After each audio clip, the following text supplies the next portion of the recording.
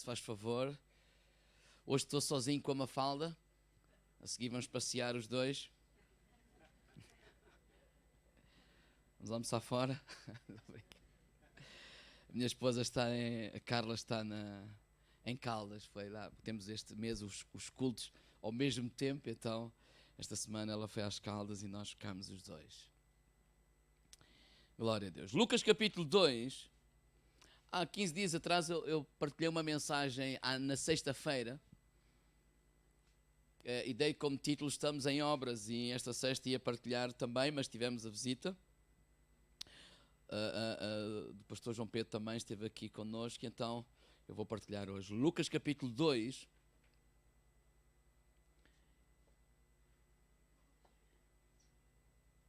E eu vou partilhar aquilo que Deus colocou no meu coração.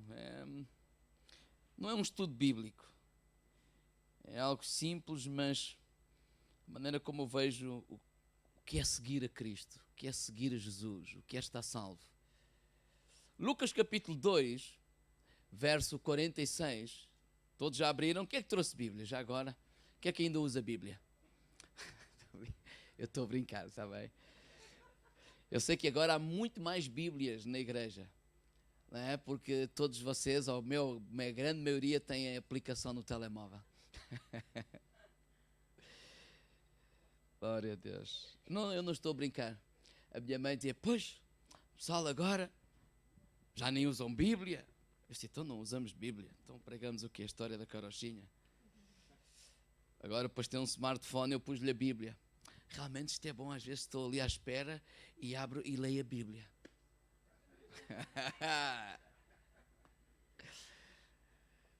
Glória a Deus. Lucas capítulo 2.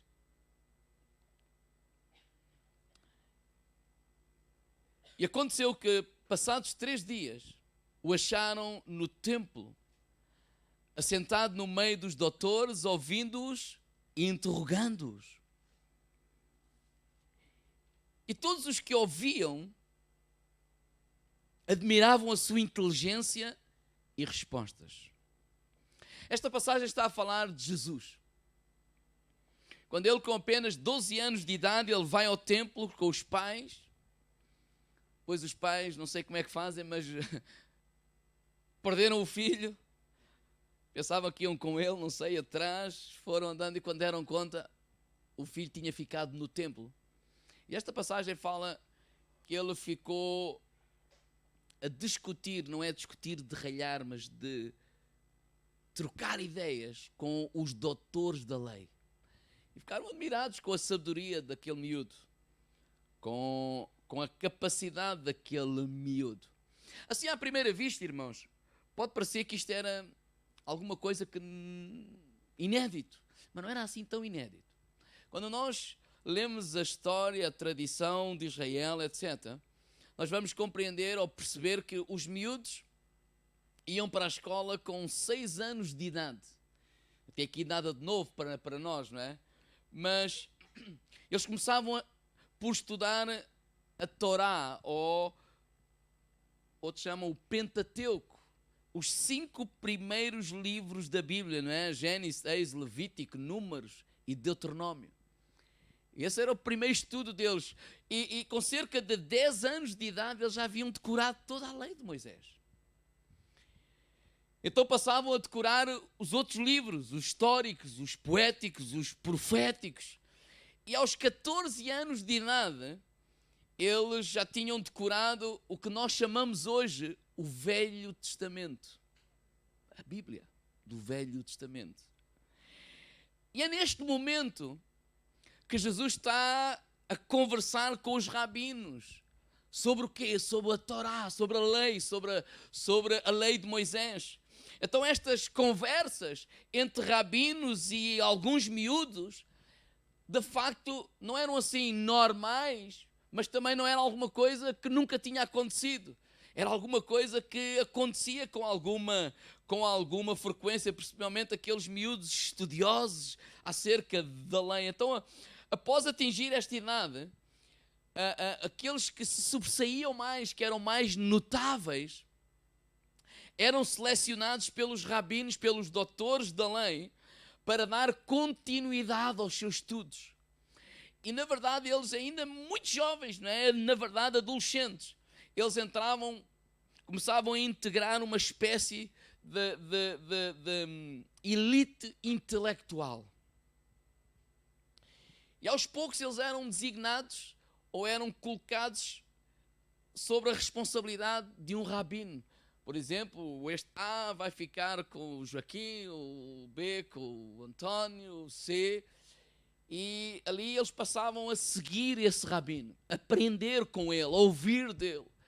Passavam a ser o mestre e os seus seguidores. Na verdade, o termo que usavam na altura, estes meninos eram chamados talmidins, ou talmid no singular, ou talmidins no plural, que é a palavra hebraica para a palavra discípulos. Então, esta relação de discípulo-rabino é uma relação muito importante na tradição de Israel. E é esta relação que Jesus vai usar para a sua relação com os seus próprios discípulos. E já vamos ver porque é que isto é importante. E quando estudamos esta tradição, esta relação entre rabino e os seus talmidins, ou os seus discípulos, os seus meninos estudiosos, nós vamos nos aperceber que havia um ditado na altura muito interessante. E o ditado era este: deixem-se cobrir pela poeira dos pés do seu rabino. O que é que eles queriam dizer com isto? Olha, segue o teu rabino bem de perto. Olha, não percas nada. Olha, segue tão de perto, anda tão atrás dele, que quando ele caminha nas ruas empoeiradas, tu possas ficar coberto com o pó que sai dos seus pés. Ou seja, por outras palavras, observa atentamente os mínimos detalhes. Olha, não percas uma palavra que saia da boca dele. Olha, observa as atitudes dele. Observa como é que ele vive, como é que ele é, aprende com ele. Olha, observa tudo, não percas nada, aprende tudo o que tu puderes com esse rabino.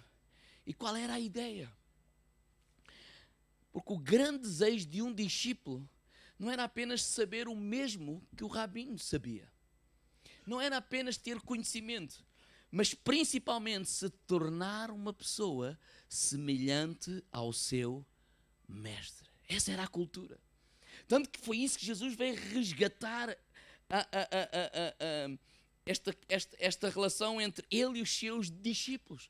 Que o desejo, o alvo, não era apenas saber o que o mestre sabe, não é saber apenas o que Jesus sabe, é se tornar como o mestre, ser um igual ao mestre, ser um imitador do mestre. Então, esta relação que Jesus resgata quando chama os seus discípulos, esta relação entre rabino e talmidim, ou discípulo, dizer assim: olha, esta é a proposta de Jesus para nós como discípulos de Jesus.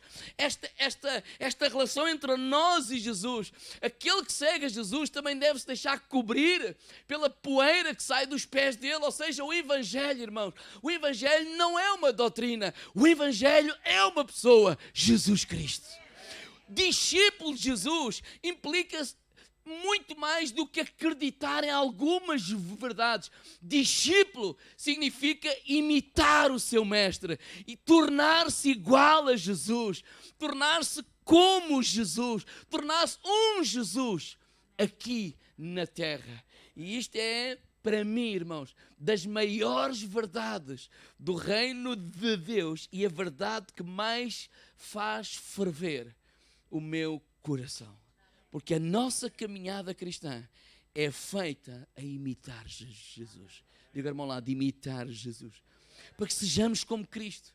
Para que Cristo seja formado em nós. Ser cristão é ser como Cristo. Ser cristão é ser um pequeno Cristo. E quando desfolhamos a Bíblia, nós vamos ver o apóstolo Paulo a trazer esta ideia. E é esta ideia que eu quero trazer aos irmãos hoje. Simples.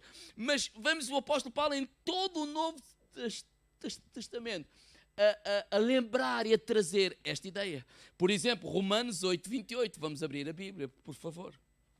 Romanos, capítulo 8, verso 28.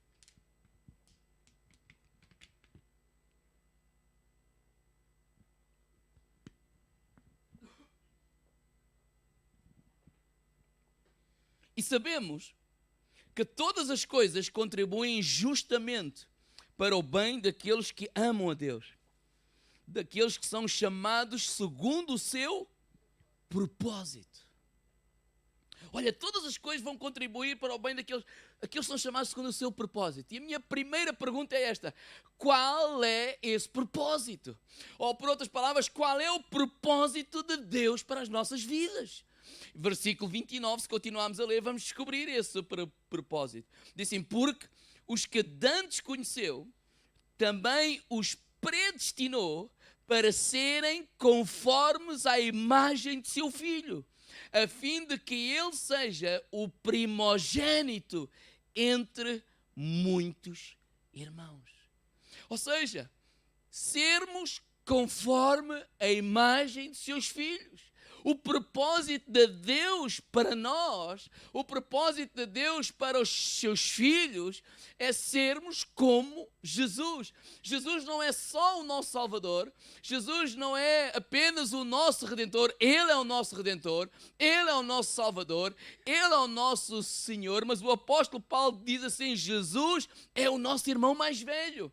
Então, é o primeiro de muitos filhos de Deus. E a vontade de Deus é que Jesus esteja tão presente na minha vida, na tua vida, nas nossas vidas, tão presente, tão presente, tão presente, que quando Deus da eternidade contempla a terra, Ele vê Jesus encarnado em cada um de nós. Que nós possamos ser Jesus, com todo o respeito, aqui nesta terra. E esse é o grande propósito de Deus para as nossas vidas.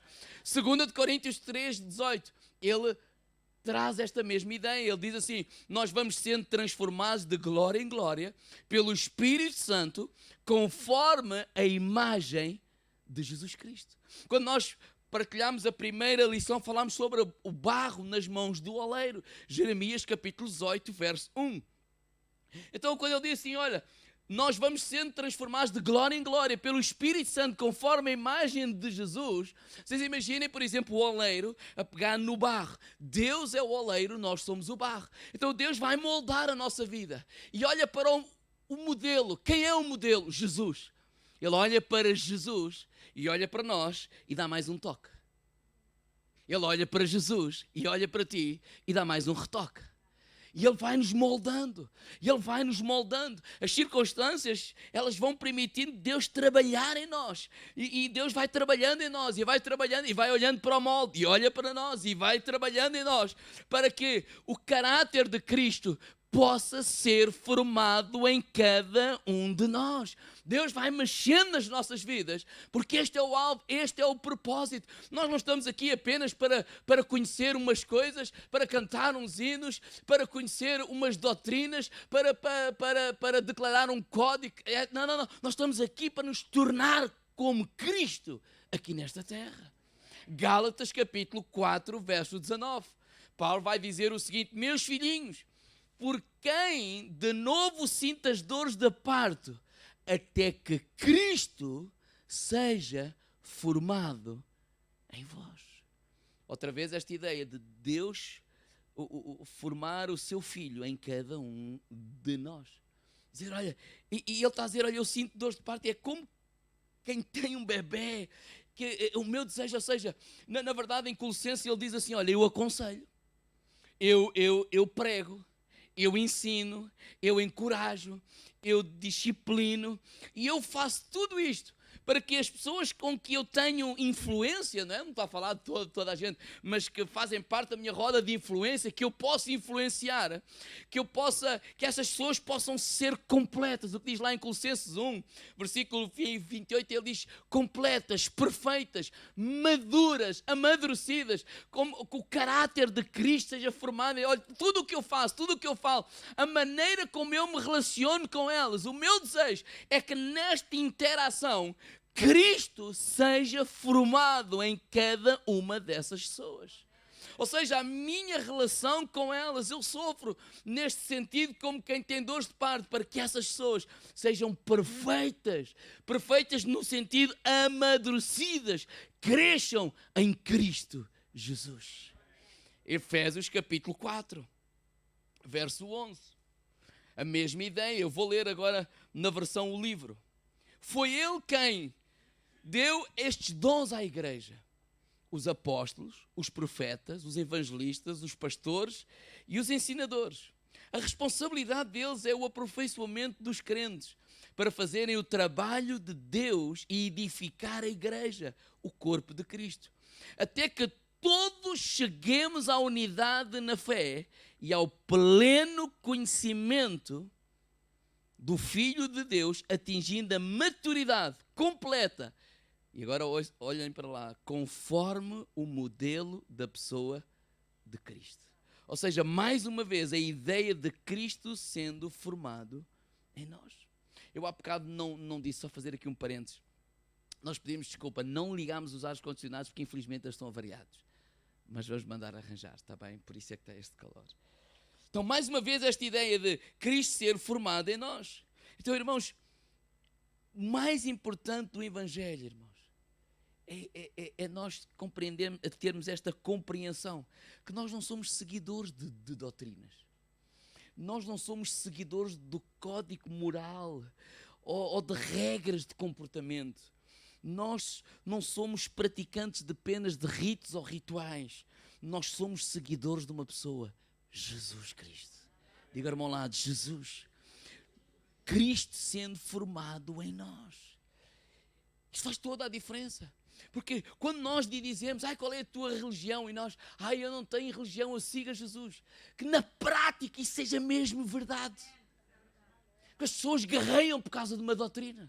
As pessoas se amaldiçoam por causa de uma doutrina. Mas se seguirmos a Jesus, nós não íamos guerrear, íamos amar. Porque foi isso que Jesus nos ensinou. Foi isso que Jesus nos ensinou. Salvação. Salvação o que é? Salvação é muito mais do que ser encontrado por Cristo e depois ser levado para o céu depois da morte. Eu sempre cresci a ouvir, esta terra não é nossa, este mundo não é o nosso, nós não estamos nada aqui, não estamos a fazer aqui nada, o céu. E então a gente conversa e está à espera de ir para o céu, mas enquanto espera, olha, mas nada disto aqui é nosso. Nós não pertencemos a nada disto. E um dia eu lembro-me que ser miúdo perguntar à minha mãe, mãe, mas se a terra não é nossa, se o nosso destino é o céu, se já estamos convertidos, o que é que estamos aqui a fazer? Vamos para casa.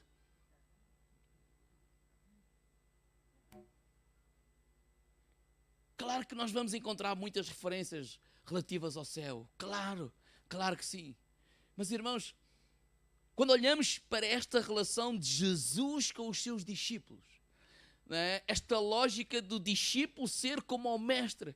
Quando nós olhamos para estes versículos do apóstolo Paulo, de acordo com esta visão do Novo Testamento, salvação não é apenas sair de um lugar para ir para outro, sair da terra para ir para o céu, mas é sair de um estado de ser para outro estado de ser. E quando eu digo isto é porque a Bíblia diz que nós fomos criados à imagem e semelhança de Deus. Mas também diz em Gênesis capítulo 5 que nós somos descendência de Adão, o Adão pecaminoso, o Adão que desobedeceu a Deus.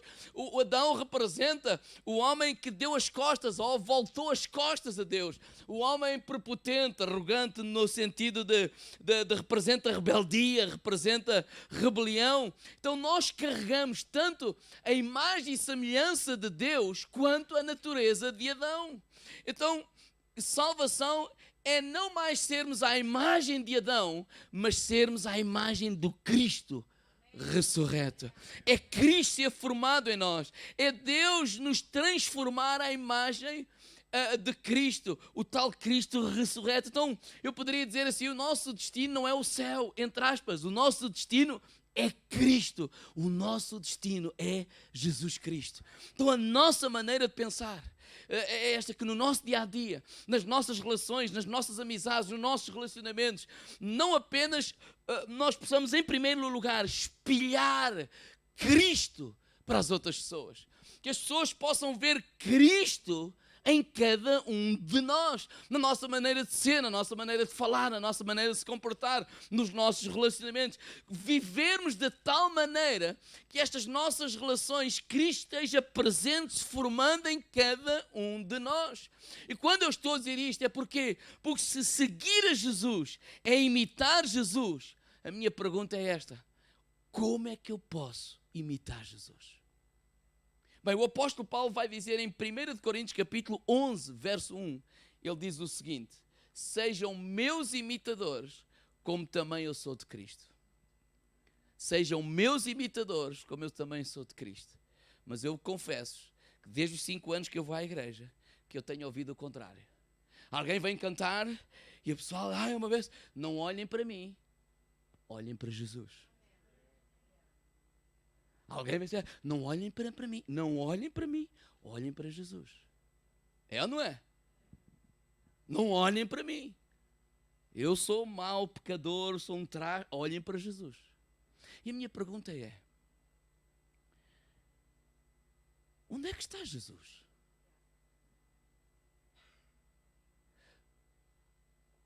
Irmãos,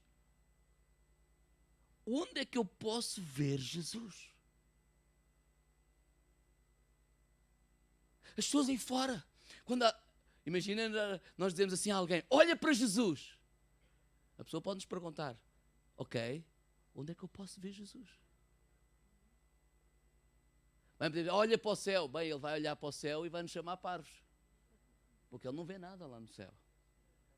Bem, nós podemos também dizer assim, não, olha para a palavra de Deus, porque olhando para a palavra estás a olhar para Jesus. Isso é verdade, mas não tem Bíblia coisa nenhuma. Não tem Bíblia, nem quer ter, nem vai ler. Porque, humanamente falando, se lhe dás um livro preto, só com letras, ele vai dizer assim, o quê? Eu vou ler isso. Ele começa a ler e não percebe nada. A não ser que o Espírito Santo lhe ajude. Irmãos, se eu não posso ver Jesus na tua vida, então eu não tenho como vê-lo. Se tu, quando olhas para mim, não tens referência alguma acerca de Jesus, como é que tu podes ver Jesus? Se eu não revelar Jesus para ti na minha maneira de viver, tu vais ficar sem referências de Jesus. É por isso que o Novo Testamento vai dizer que a igreja é o corpo de Cristo. A igreja é o corpo de Cristo. A igreja é Cristo presente na terra. Eu vou repetir. A igreja é Cristo presente na terra. Irmãos, para onde vamos olhar quando queremos ver Jesus? Vamos olhar para os seguidores de Jesus. Vamos olhar para as pessoas que andam com Jesus. Vamos olhar para as pessoas que imitam Jesus. Porque esse é o Evangelho de Jesus. Cristo sendo formado em nós. Eu vou dizer alguma coisa, não é para chocar, mas eu tenho pensado muito acerca disso. Às vezes, temos que ter assim um ministério evangelístico na igreja para poder conquistar pessoas. Bem, eu quando leio Atos dos Apóstolos, eu não vejo lá nenhum ministério evangelístico. Departamento evangelístico para conquistar almas. Eu não sou contra, atenção, mas eu não vejo. Veja uma igreja a viver de tal maneira, a espelhar de tal maneira Cristo, que as pessoas que têm contacto com aquelas pessoas veem Cristo, o Evangelho naquelas pessoas e são atraídas àquelas pessoas. Irmãos, o Evangelho de Jesus não é apenas nós reunimos aqui com um coração egoísta. Não me leve a mal a pensar, porque eu tenho este problema, eu tenho aquele, eu tenho outro. Então alguém tem que orar por mim. Então parece o pastor que é o estrela. E vai orar por vocês, o fogo que desce, tal. O pessoal sai, uau, me sinto melhor. Poxa, mais uma semana, já estou cheio. Tipo, parece que vem aqui carregar a ficha. Não tens tomadas em casa? Mas eu sou aqui algum carregador ou quê?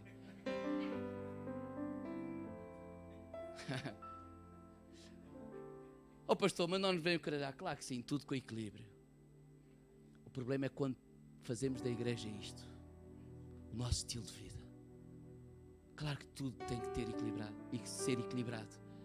Eu preciso que vocês orem por mim e nós oramos uns pelos outros. Na verdade, esta expressão, uns pelos outros, está espalhada por todo o Novo Testamento. Amar uns aos outros, respeitar uns aos outros, honrar uns aos outros, ajudar uns aos outros, orar uns pelos outros, carregar os fardos uns dos outros, prestar contas uns aos outros, disciplinar uns aos outros. Não é alguma coisa que o pastor fala, somos todos.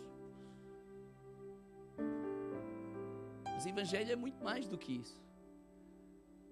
O Evangelho é esta relação entre rabino e o seu talmidim, ou talmid, ou seja, o seu discípulo.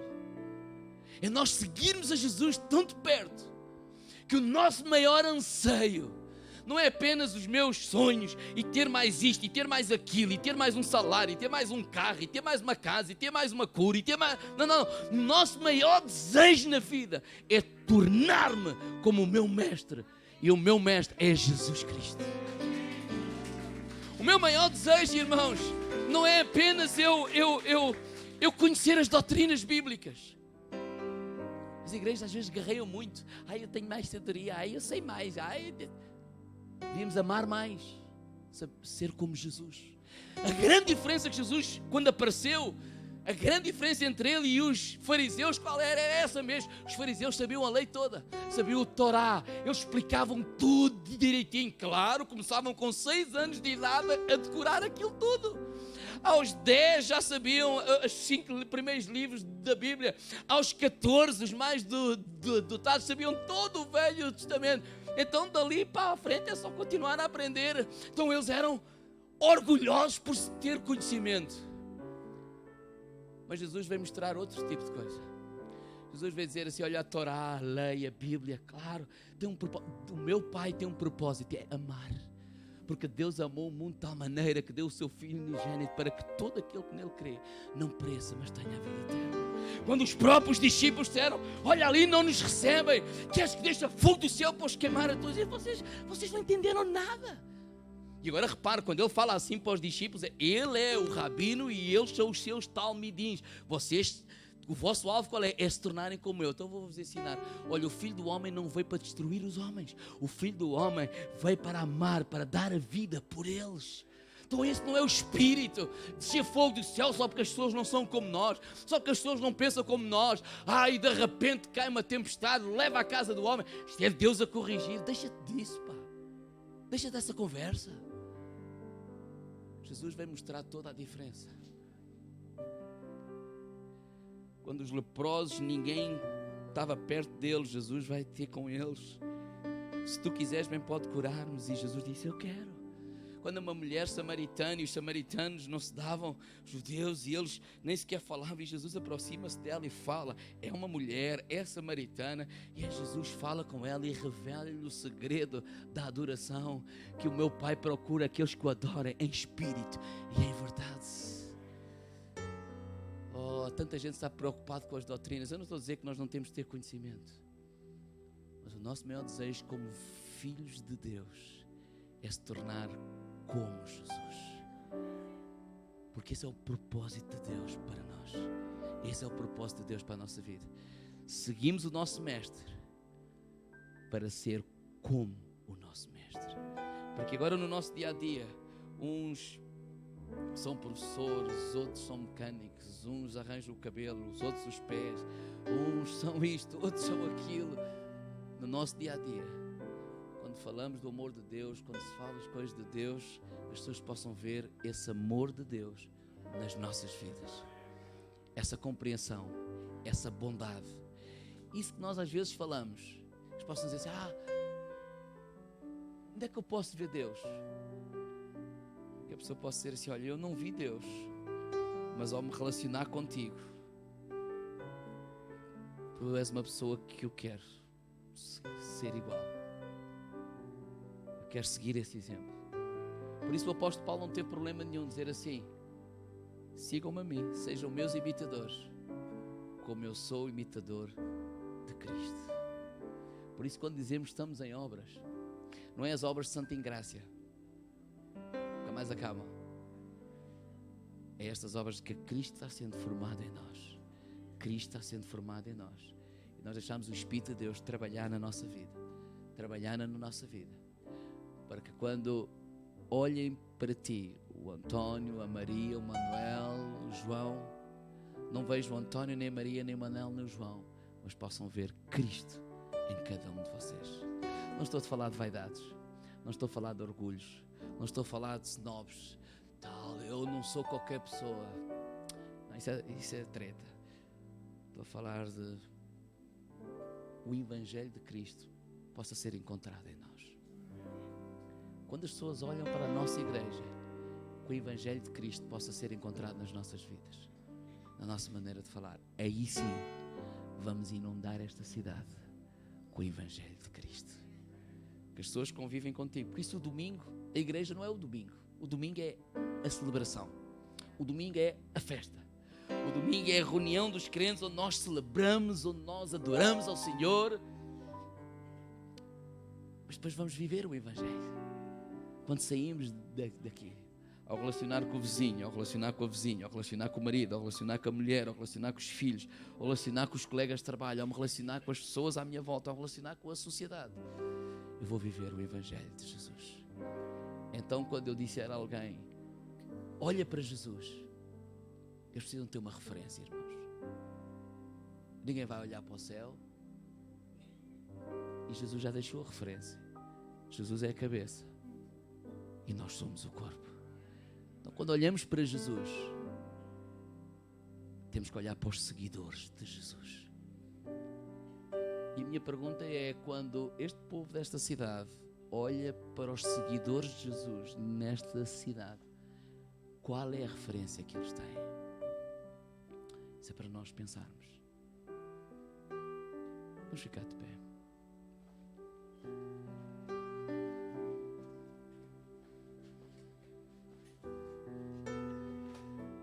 Duas coisas. Primeira, pensa em duas pessoas que foram importantes na tua vida, que tu conheceste e que melhor espelharam Jesus para ti. Às vezes nós perdemos muito tempo. Ai, pastor, e magoaram-me aqui, e magoaram-me. Epá, esqueça isso. Quando digo esqueça, é claro que isso sempre vai acontecer. Mas vamos pensar nas partes boas. Quais foram as pessoas que tu conheceste, pelo menos duas, que olhaste para eles e hoje olhas para trás, e já na altura, mas hoje dizes assim, olha, eu vi Jesus nessas pessoas, a maneira como eles se comportaram comigo, o que eles fizeram na minha vida, o que eles influenciaram, eu vi Jesus neles. E possamos orar por eles e dar graça a Deus por eles. Segunda coisa, no teu dia a dia, quais são as tuas dificuldades de viver como Cristo viveu aqui na terra? Porque nós temos dificuldades. É verdade ou não é? Quando nós olhamos para o caráter de Cristo, quais são essas partes do caráter de Cristo que nós hoje olhamos para nós e temos dificuldade em viver de acordo? Para quê? Para nós orarmos. Deus ajuda-me. Porque Ele quer ser um espelho de Cristo aqui na terra. Na verdade não é um espelho. Na verdade é Cristo encarnado em nós. Em cada um de nós. Fecha os teus olhos.